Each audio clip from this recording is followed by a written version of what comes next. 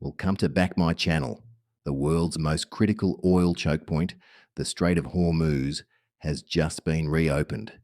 But behind the scenes, the United States is still blockading Iranian ports and the clock is ticking on a fragile ceasefire.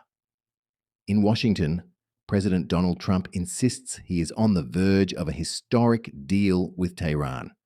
In Tehran, hardliners are calling Trump's statements false claims and warning that the strait could slam shut again if the US doesn't back down.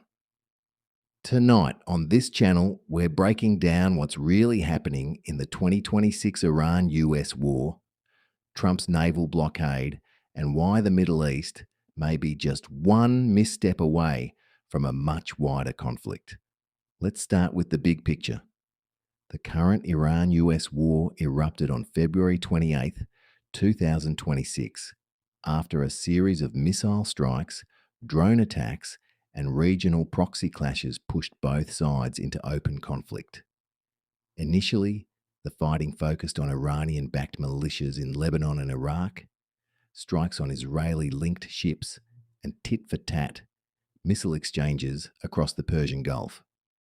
But very quickly, the conflict escalated into a direct standoff between Washington and Tehran, with the US deploying carrier groups, Patriot and THAAD missile defenses, and tightening its grip on Iranian oil exports.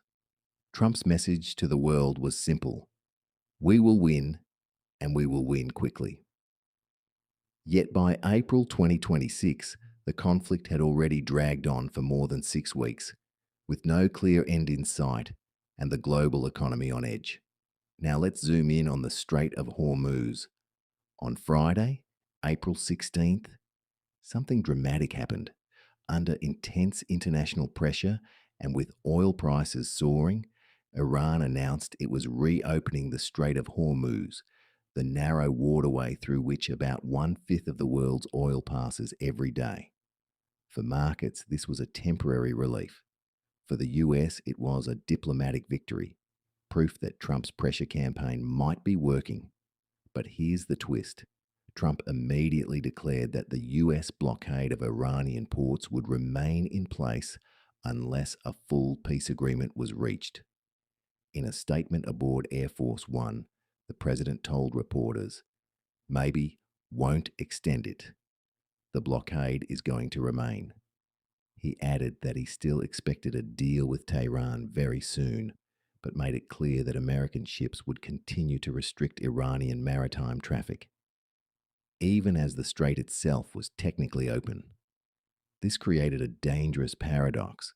Oil tankers could move through the strait, but Iranian ports remained under virtual siege, cutting off Tehran's ability to export its own oil and receive critical supplies. And Tehran's response was swift and defiant. Senior Iranian officials, including Mohammad Bagher Ghalibaf, the Speaker of Iran's parliament, went on the offensive. Ghalibaf publicly stated that 7 recent claims made by President Trump about talks with Iran were false, and accused Washington of trying to manipulate financial and oil markets with exaggerated statements. Iran's message was chillingly clear. If the United States does not lift its blockade of Iranian ports, the Strait of Hormuz may not stay open for long. Remember, Tehran controls one side of the strait. It has mine-laying capabilities, anti-ship missiles, and a fleet of fast attack boats that can threaten commercial shipping in minutes. So when Iran says the waterway could close again, the world listens.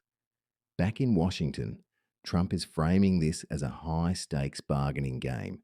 He argues that the US naval blockade is the only leverage Washington has to force Iran to stop supporting Hezbollah and other militant groups in the region, cap or roll back its uranium enrichment, and finally agree to a comprehensive security deal that includes both the US and key regional players like Israel.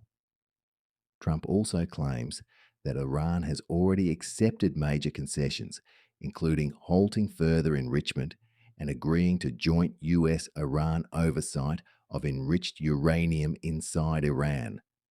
But Iran's foreign ministry flatly denies that such a deal is on the table and insists Tehran will never ship its uranium stockpile out of the country. So, what we're seeing is a classic geopolitical game of brinksmanship.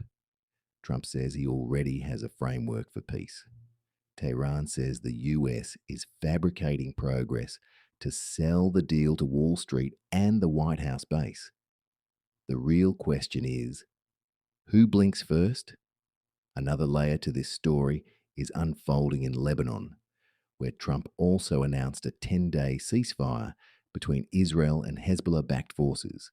On the surface, this looks like a diplomatic win, a pause in the violence that has already displaced tens of thousands of civilians and destroyed key infrastructure in southern Lebanon. But in practice, this ceasefire is fragile and limited. It does not cover all Iranian backed groups in Iraq, Syria, or Yemen. It does not guarantee